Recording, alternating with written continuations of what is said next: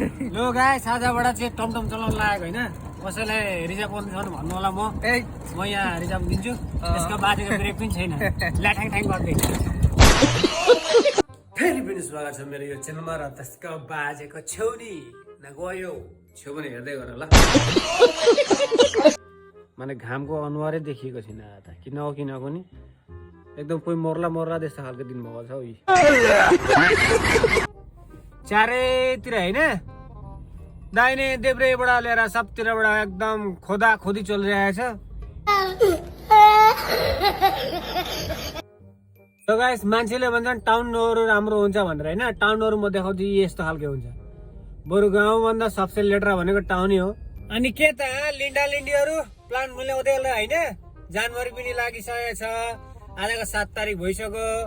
Linda लिन्डीहरुको अब कसैलाई जिउहरु दुख्ने छ नि यहाँ छ एउटा थेरेपी सेन्टर हैन यो हिरो टाइल्सको सामनेमा छ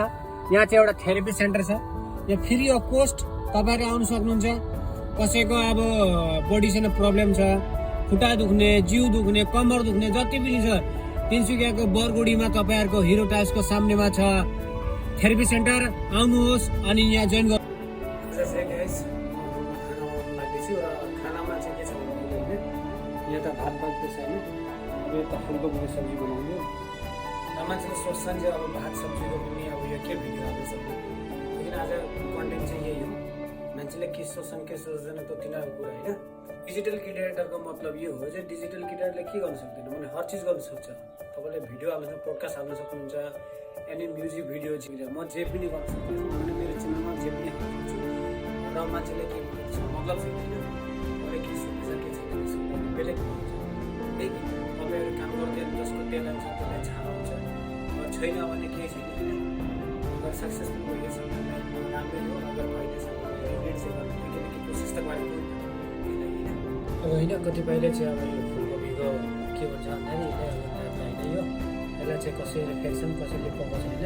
म चाहिँ यसलाई पकाउँछु होइन अब यसको पनि सब्जी राम्रो हुन्छ फुलकोपीसँग यसको मिलाएर खायो भने अब मैले सब्जी बनाउनको लागि चाहिँ यहाँ टमाटर अनि यहाँ खर्सानी प्याज र यता मुटेको चाहिँ तपाईँको लसुन र अब होइन हल्कासँग यहाँ गरम पानी पकाउँछ त्यो गरम पानी सुक्खा भइदिनुपर्छ